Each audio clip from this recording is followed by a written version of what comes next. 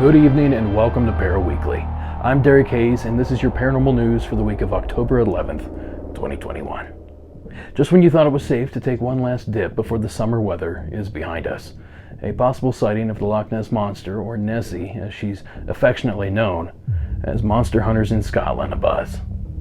On August 26th, 8-year-old Brandon Scanlon, a passenger on the monster hunting rig the Nessie Hunter, snapped this photo on the captain's sonar screen as they toured Loch Ness. As you can see, there's an anomaly in the center of the frame that some suggest to be a snake-like creature.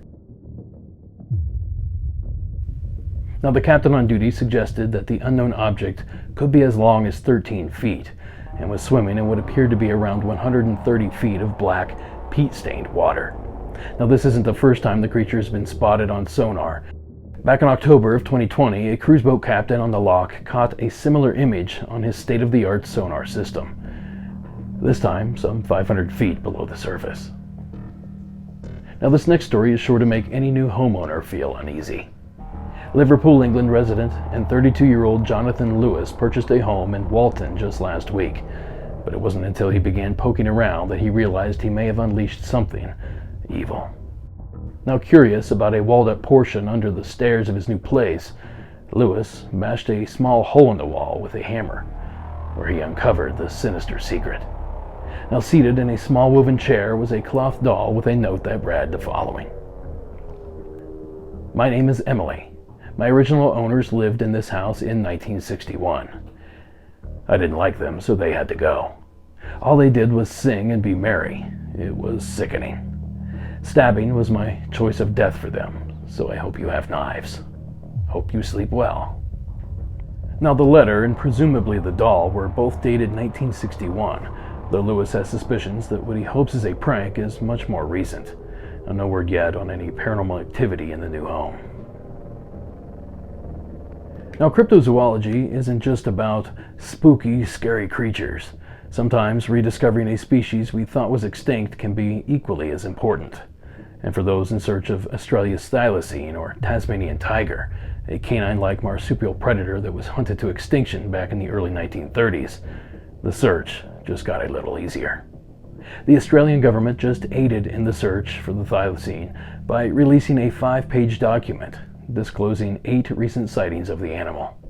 The document was uncovered through Freedom of Information requests by local researchers. And although the witness testimony is interesting, the Department of Primary Industries, Water and Environment claims there is no evidence to confirm the thylacine still exists, but they pledge to continue collecting the reports just in case. And in a bit of a coincidence, the National Australian Film and Sound Archive just released new colorized footage of Benjamin, the last thylacine, footage originally captured back in 1933, a film previously only seen in black and white.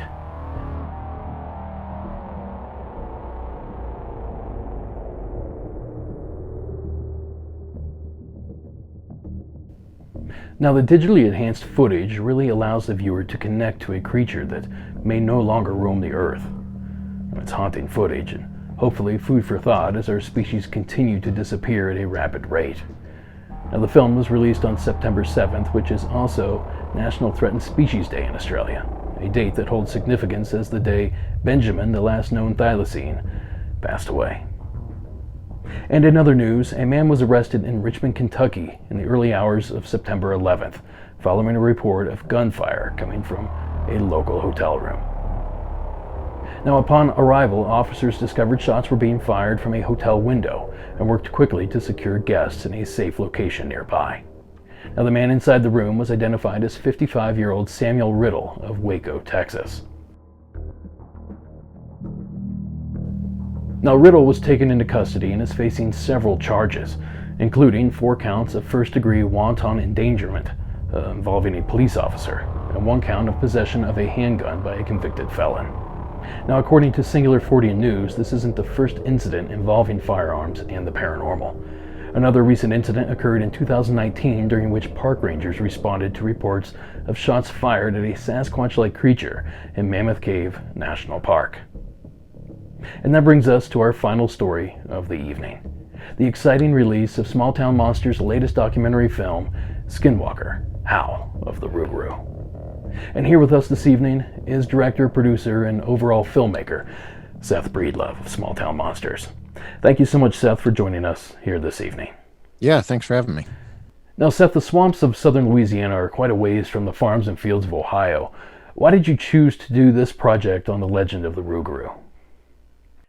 We've been doing regional monster trilogies for a while. So we started with Bigfoot, but then we moved into like the dang, now I started. Oh, Appalachian monsters was the first, and then we did Monsters of the Midwest, and then this was supposed to be our Southern monster trilogy. So I knew going into it that we had a general interest in being in the South, but I wanted to get as like deep south as we could go.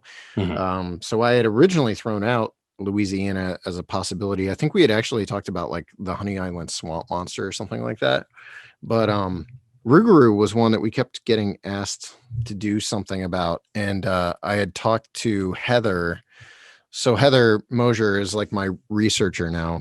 And she kind of, in a way, is dictating the direction we go when we make a movie. Basically, I'll be like, I'm interested in this particular subject matter. Is there enough there for us to make a movie about it? And then she goes to work finding out if there's enough there to make a movie about it. So she did that with Bell Witch, and then she did that with this project. And she felt like there was plenty for her to dig into, to make a movie about the Rougarou, and just getting into the swampland of southern Louisiana was kind of exciting. But I mean, honestly, the thing that drew me to that particular story was the coastal erosion and the fact that in 20, 30 years, that area is going to look very different than it does right now. I thought that opened up some storytelling opportunities and something a little more poignant than some of the other films we've made. Now, the Rougarou seems to be growing in popularity. Were there aspects of the creature that shocked you or surprised you once you got the team in place? Yeah, I think just the fact that those stories, the Rougarou legends, are so much there's so much history behind them that you don't really realize if you're from outside of that area. And even beyond that, some of the Acadian legends and the legends that seem to have originated in like Canada and made their way down. Like there's some really interesting aspects to how the Rougarou story has gotten to where it is and how the character has become, what it is today. And a lot of it does not originate from Louisiana. A lot of it originates north, in Canada or in other parts of the world. But you can track those, I guess like almost like a path, like an oral history of that character that originates, or sort of like all these different threads that come together to form what we know today as the Rougarou. Like there's one really interesting, and Heather would be able to correct me on this, but there's one really interesting aspect of that I think kind of speaks to the whole thing, where there's a tribe in Canada that have stories of a man wolf, and they just so happen to be a tribe that lived and fought alongside some of the Acadians who would have migrated south to Louisiana. So you can see like some of the origin points for various aspects of the Rougarou legend. And none of that is to say that like the Rougarou doesn't exist. It's just, I think there's a lot of different threads to what make up the Rougarou as a character. And part of what excited me about it, and I guess surprised me about it, was how you can directly tie those various threads back to parts of the country where the immigrants that came over to settle Louisiana were from. Now, this certainly seems like a subject that your everyday person doesn't openly talk about. Was it difficult to get locals to open up and share their stories about this monster, this legend? Yeah, I think, again, the fact that I had Heather on my team was a big win for us. But I know when I've seen Rougarou and just werewolf and dogman projects that came out from typically like television networks and things like that, they're pulling from the same pool of witnesses every time. And Heather found people who've, to my knowledge, only one of the people we interviewed have ever been featured anywhere else. And even the story she told was not a story that she had told anywhere else. So it is very difficult to get them to open up about personal accounts, that involve their sightings or encounters with the Rougarou. However, I would say every single person we talk to has some sort of story about the Rougarou. Most of it is my parents told me not to go out in the woods after dark as a kid because I might encounter the Rougarou or something like that. But I think that uh, people from that area aren't afraid of the topic. They kind of love the Rougarou as a character, and over time it's becoming more and more of a cultural icon in that area. I know the Rougarou festivals kind of embraced it as like a savior of the swamplands and a savior of the coast and the bayou. And so that's kind of cool too, to watch it, change form over time. But yeah, I think as far as witness stories go, it's always going to be far more difficult to get witnesses to open up about their encounters with anything, let alone a giant man wolf that enters your house and terrifies you and your family at a moment's notice. And we didn't run into any of the stories where people like wanted us to make them anonymous or whatever, but it's you have to do a lot of work to get people to open up about what they've encountered. Now, this could be some of the last footage captured of this community. Did that ever dawn on you as you were out there searching for this creature? No, it was this decision before we got down there. We had spent a good deal of time on the Rougarou story, and my number one job as a filmmaker is to make a movie that is entertaining and interesting and that we can invest ourselves in as a crew and like put a lot of passion into it. And this was a project where, and just isolating the Rougarou as a character, I did not feel myself pulled into that story. What got me invested was the coastal erosion and the loss of land and the changing landscape of southern Louisiana in general and the impact that's had on the people there. That was what I was drawn to. I know Heather wasn't that way. Heather was very into the Rougarou legend and pulling at all the various threads that kind of made it what it is. But for me, it was about the coastal erosion. I rented a bunch of like documentaries about that. I bought books about the Atchafalaya Basin and the swamp down there. It was really exciting when we went to film because we actually got to go rent a boat and actually take it out into the Atchafalaya Basin and film around there. Which I would assume that right now that area looks very different from when we were, like even Atchafalaya, I would think looks very different from how it did when we were there last March. But that was what drew me, was the coastal erosion and the loss of land.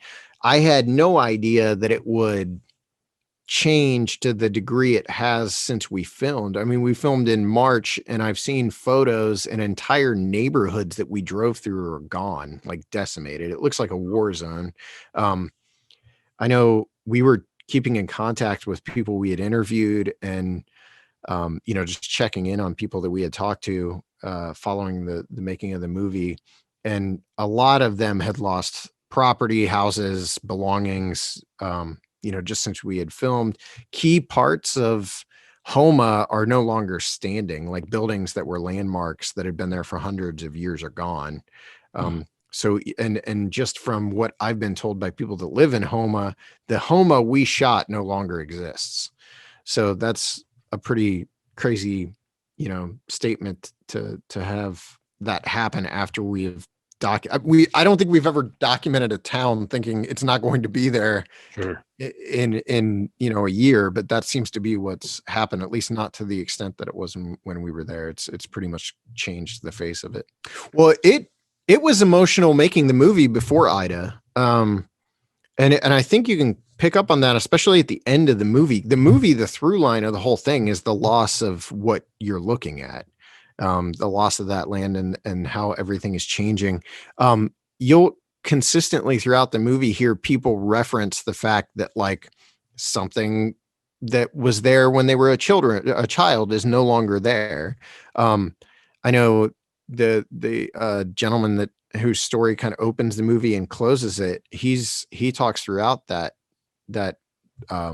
eyewitness encounter about how the land where his sighting happened is completely different today. And that's something you'll find. Bayou Sally Road, which is supposedly like one of the most haunted roads in America. It's been on ghost hunting shows and all sorts of stuff. That road apparently at one time was a road with neighborhoods. And today it is, if you look at that road on a map, it will tell you you're in the middle of the ocean. Like if you look at it, if you GPS it while you're on it, it tells you you're in the ocean while you're driving on the road. The water comes, the ocean, the water from the Gulf comes right up to the sides of the road. But apparently at one time, there were neighborhoods there and people lived on that road, and it was forested, like heavily forested, which is mind blowing today because you're driving through the Gulf.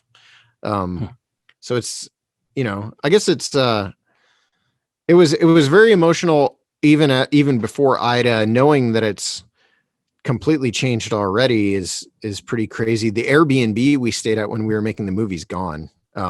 The house we stayed at was actually outside the flood wall. So we were right down near the point where Louisiana ends into the Gulf. And they had told us, one of the guys we interviewed had told us during the interview, like, this house won't be standing in 20 years. But I mean, it's not even a year and that house is no longer standing. So it's wild. And Seth, before you go, can you tell us where can we find Skinwalker Howl of the Rougarou, and what's next for Small Town Monsters? Yeah, it's on all the major VOD platforms, so iTunes and Amazon and Google Play, Vudu, Fandango now. I'm trying to rack my brain for all the places, but if you want DVDs and Blu-rays, those are at smalltownmonsters.com, and we'll have shirts and stuff coming too, and posters. So yeah, smalltownmonsters.com is usually the best place to find stuff.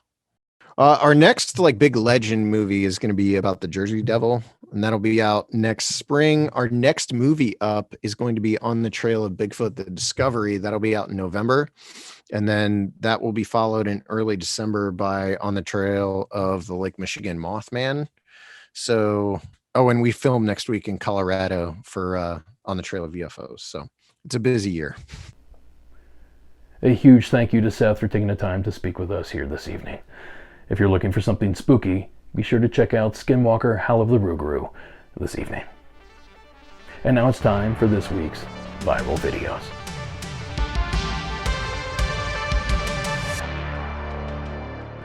Now, a photograph is making its rounds on Reddit that allegedly shows a Civil War ghost. Now, the photo was taken outside a building in Tennessee that was once used as a Civil War hospital. Now, the owner of the building was apparently hip to her invisible guests, warning the real estate photographer before he even arrived at the location that the grounds were haunted. Now, to help lend credence to this creepy image, local legend claims 155 Confederate soldiers died in the very field where this entity's image was captured. And like something straight out of a horror film, the photographer claims he didn't see the image while he was taking the photos. It was only upon review that the image finally caught his eye. Now next, an Arizona man driving to work outside Fort Mojave made a startling discovery when he noticed this object hovering over a busy highway. Now, the witness claimed the oddly shaped brown craft was emitting white lights at first, but as soon as he began recording, the lights went out and the craft began to float away. Now, he claims he could hear or see no propulsion system, and that several other people also stopped along the roadway to view the object. Now, the witness also expressed that he had a difficult time describing the object because it appeared to change shape right before his very eyes, stating, "My feeling is that it's a futuristic military drone and that the brown color is meant for camouflage, but the fact that it was changing shapes takes that to a whole different level." And finally, in early August, a witness outside Royce City, Texas, caught the following footage. The witness was drinking coffee early in the morning when they saw this figure crossing the pasture. Now, as we zoom in, we can see that there is clearly something making its way from left to right, something that appears to be tall and upright. The witness claimed the figure was a reddish color and very broad at the shoulders. They also claimed that it looked like the creature was carrying a deer on its shoulders. In the video, it does appear as though something is hanging off the back of the entity. Now, as if this footage isn't impressive enough, the witness also took a few photos for reference. And as we can see here, whatever this thing is, it's much larger than our witness, who appears barely visible despite the fact that they are even further up in the frame than the unknown entity. And to add to the mystery, the unidentified figure traveled through 3 feet of weeds and brush with relative ease. And now for tonight's final segment, viewer-submitted evidence.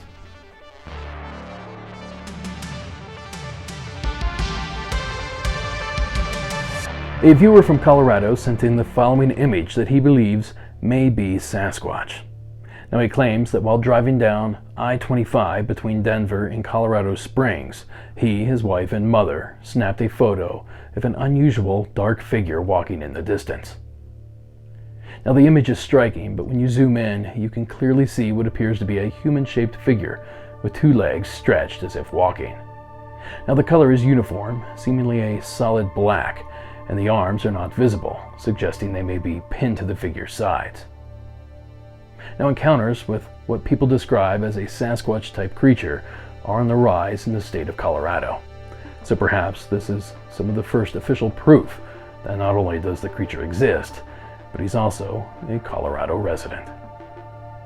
Now our second mysterious photo comes to us from Emma in Skippersville, Alabama. Now this photo was taken from her boyfriend's game camera in February of 2021.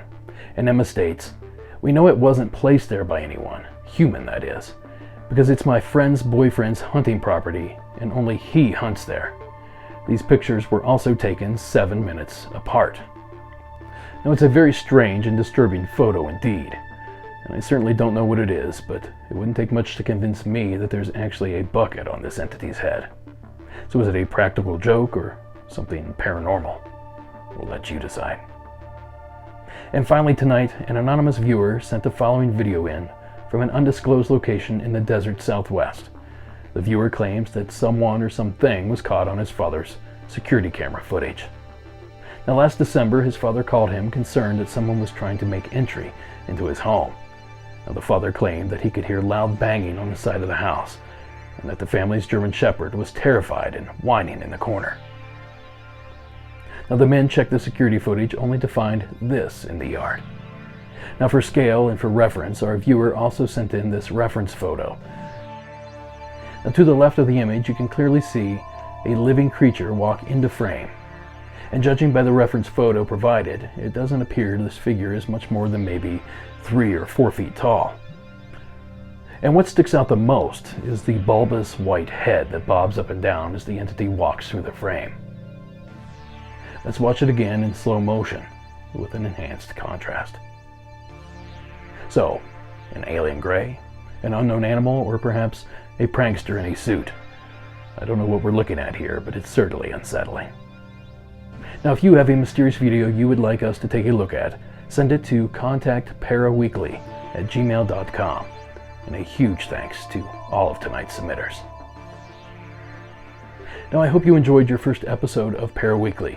Now we aim to produce these bi-weekly and eventually transition into a weekly format. So please like, subscribe, and tell a friend that might be into the program.